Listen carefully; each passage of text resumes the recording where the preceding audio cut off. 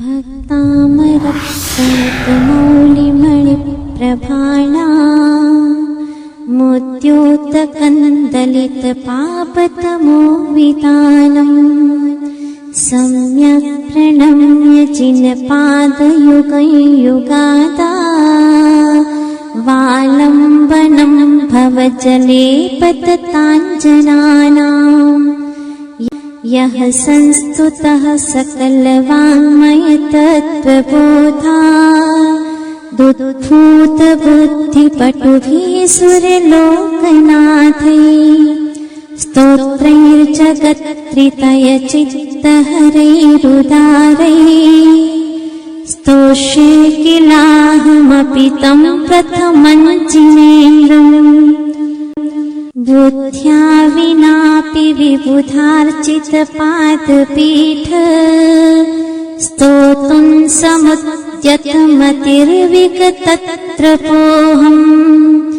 बालं विहाय जलसंस्थितमिन्दुबिम्ब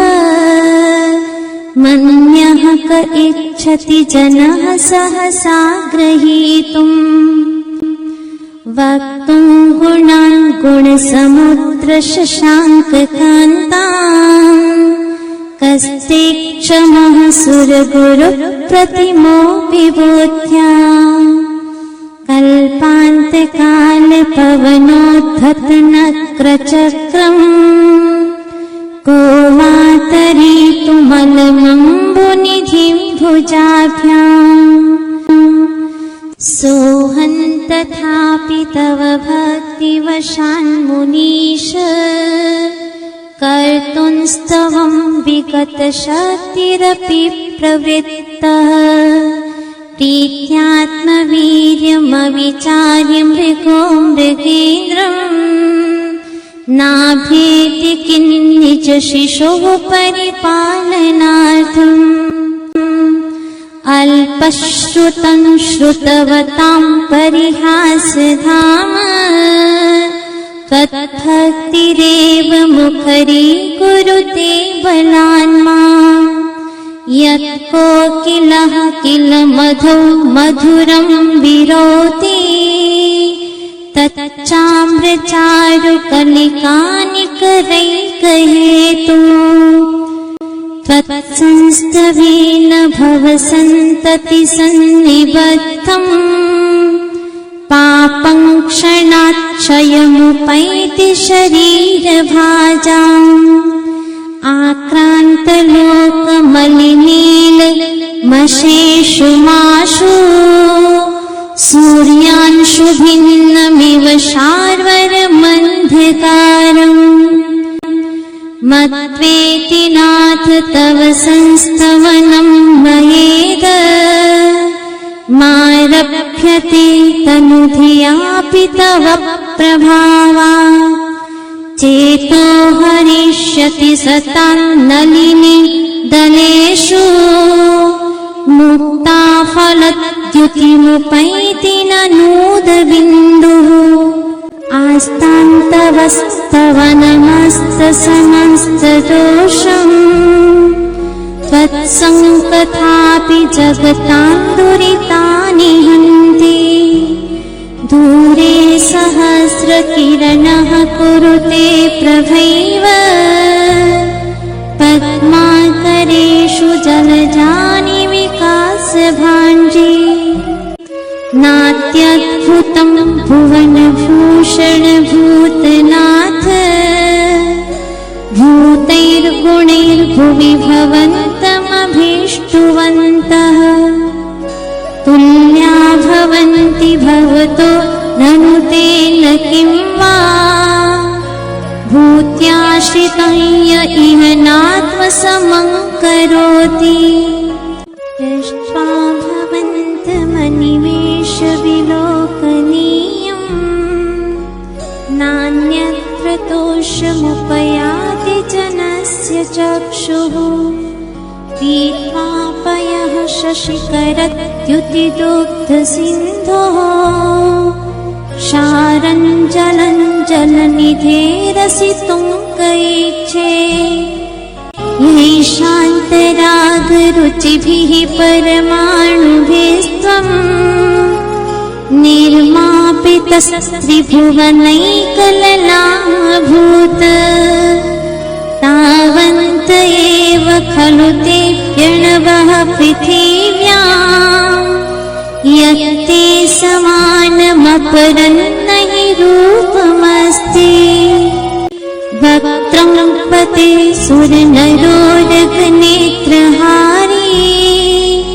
निःशेष निर्जित जगत्त्रितयोपमानम् बिम्बं कलङ्कमलिनं वनिशाकरस्य यद्वासरे भवति पाण्डुपलाशकल्पम्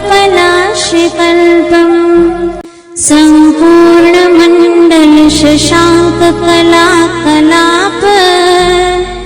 शुभ्रागुणास्त्रिभुवनं तव लङ्घयन्ति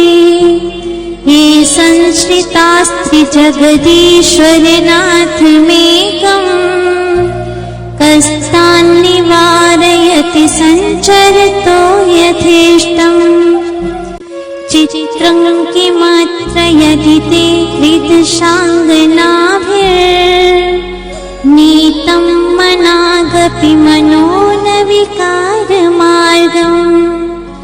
कल्पान्तकालमरुताचलिताचलेन किं मन्दराद्रिशिखरं चलितं कदाचित्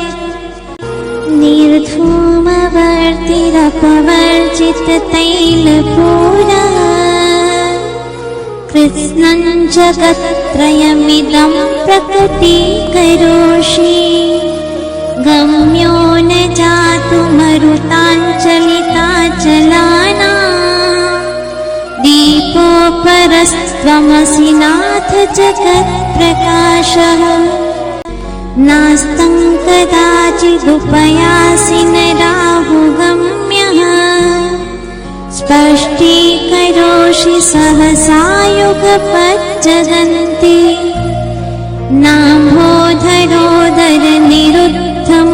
नाम्भोधरोदरनिरुद्धमहाप्रभावः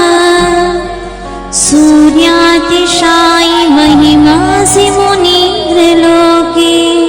नित्योदयं दलितमोहमहान्धकारम् गम्यं न राहुवदनस्य न वारिदानाम् विभ्राजते तव मुखाब्जमनल्पकान्ति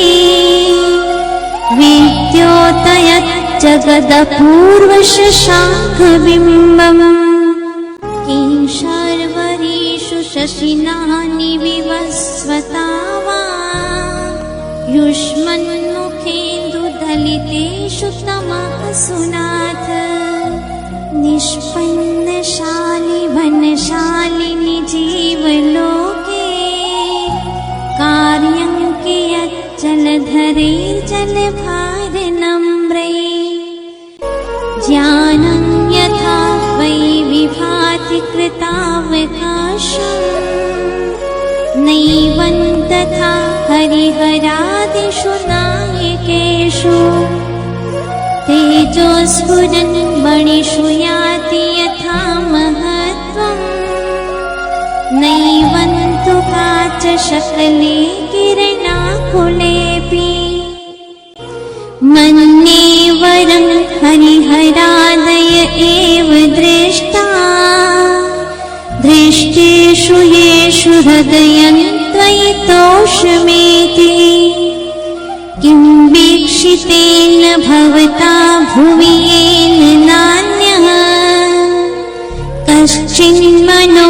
हरति नाथ भवान्तरेऽपि तेनांशतानि शतशो जनयन्ति पुत्रान् नान्यासु तन्त्वदुपमं जननी प्रसूता सर्वादिशो दधति भानि सहस्ररश्मिं प्राच्येव दिक्जनयति स्फुरदंशुजालम् त्वामामनन्ति मुनयः परमं पुमांस मादित्यवर्णममलं तमसः पुरस्तात् त्वामेव सम्यगुपलभ्य जयन्ति मृत्युम् नान्यः शिवः शिवपदस्य मुनीन्द्रपन्था त्वामप्ययं विभुमचिन्त्यमसङ्ख्यमाद्यम्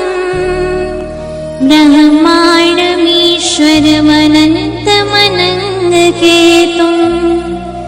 योगीश्वरं विदितयोगमनेकमेकम् ज्ञानस्वरूपममलं प्रवदन्ति सन्तः बुद्धस्त्वमेव विबुधार्चितबुद्धिबोधात् त्वं शङ्करोऽसि भुवनत्रयशङ्करत्वात् धातासि धीर शिवमार्गविधिर्विधानात् व्यक्तं त्वमेव भगवन् पुरुषोत्तमोऽसि तुभ्यं नमस्त्रिभुवनार्तिहराय नाथ तुभ्यं नमः क्षितितलामलभूषणाय तुभ्यं नमस्त्रिजगतः परमेश्वराय तुभ्यं नमो जिनभवोदधिशोषणाय को विस्मयोऽत्र यदि नाम गुणैरशेषैस्त्वं संश्रितो निरवकाशतया मुनीश दोषैरुपात्त विविधाश्रयजातगर्वैः स्वप्नान्तरेऽपि न कदाचिदपेक्षितोऽसि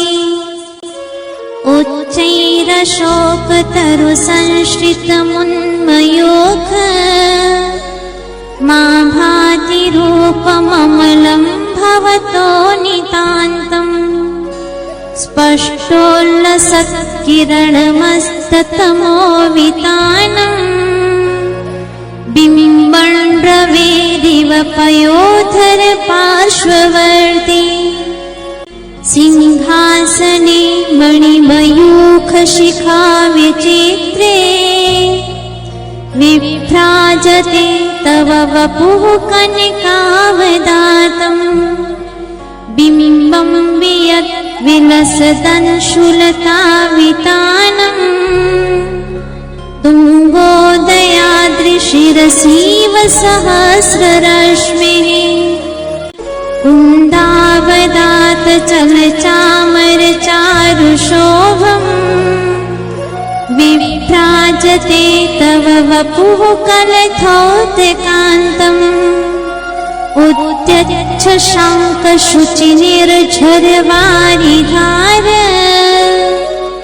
मुच्चैस्तटन् सुरगिरेरिव शातकौम्भम् छत्रत्रयं तव विभाति शशाङ्ककान्त मुच्चैस्थितं स्थगितभानुकरप्रतापम्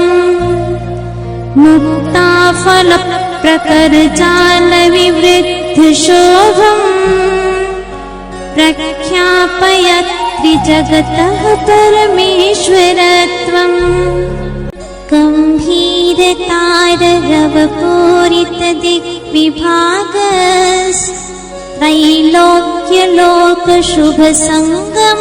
गम्भीरतारवपूरितदिग्विभागस्त्रैलोक्यलोकशुभसङ्गमभूतिदक्षः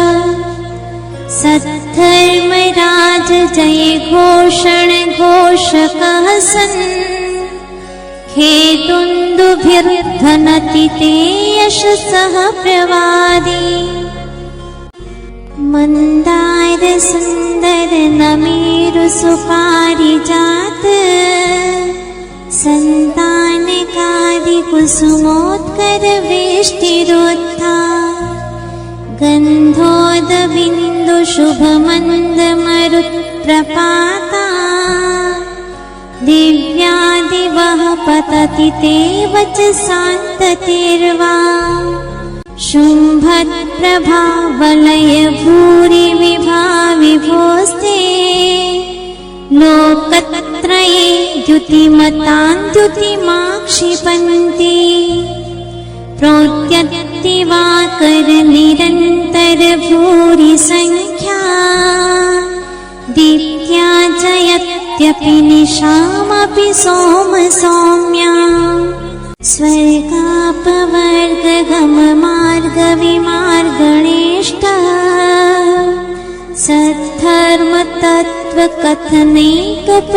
सद्धर्मतत्त्वकथनैकपटुस्त्रिलोक्याः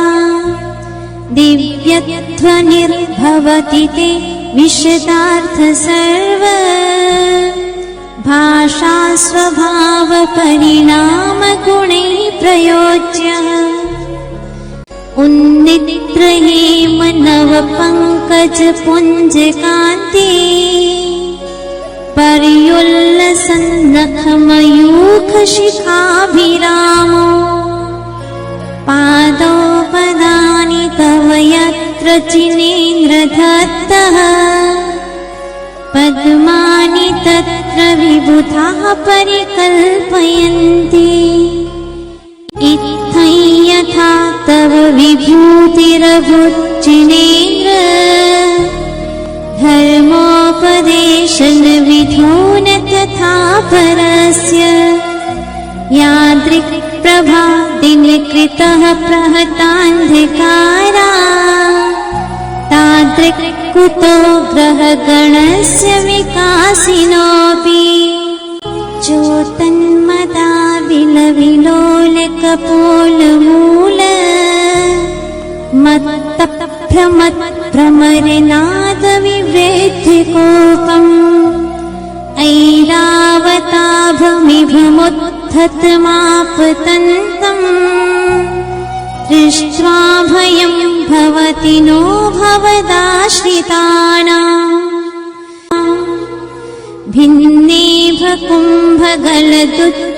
भिन्नेभकुम्भगलदुज्ज्वलशोणितात् मुक्ताफलप्रकरभूषितभूमिभागः बद्धक्रमः क्रमगतं हरिणाधिपोऽपि नाक्रामतिक्रमयुगाचलसंश्रितन्ते कल्पान्त्यकाले पवनोत्थतवह्निकल्पम् दावानलं ज्वलितमोज्ज्वलमोस्फुलिङ्गम् विश्वं जिघत्सुमिव सम्मुखमापतन्तम् त्वन्नामकीर्तनजलं शमयत्यशेषम् रक्ते क्षणं समदकोकिलकण्ठनीलम् क्रोधोद्धतं फणिनमुत्फणमापतन्तम् आक्रामतिक्रमयुगेण निरस्तशङ्कस्त्वन्नामनागदमनीरति यस्य पुंसः वल्गत्तुरङ्गगजगर्जित भीमनाद माजौवलं बलवतामपि भूपतीनाम् उद्यत्तिवाकरमयूखशिखापवेत्तम् त्वत्कीर्तनात्तम इवाशुभिदामुपैति कुन्ताग्रभिन्नगजशोणितवारिवाह वेगावतारतरणातुरयोध भीमे युद्धे जयं विजितदुर्जय जेयपक्षास्त्वत्पादपङ्कजवनाश्रयिनो लभन्ते अम्भोनिधोक्षुभितभीषणनक्रचक्र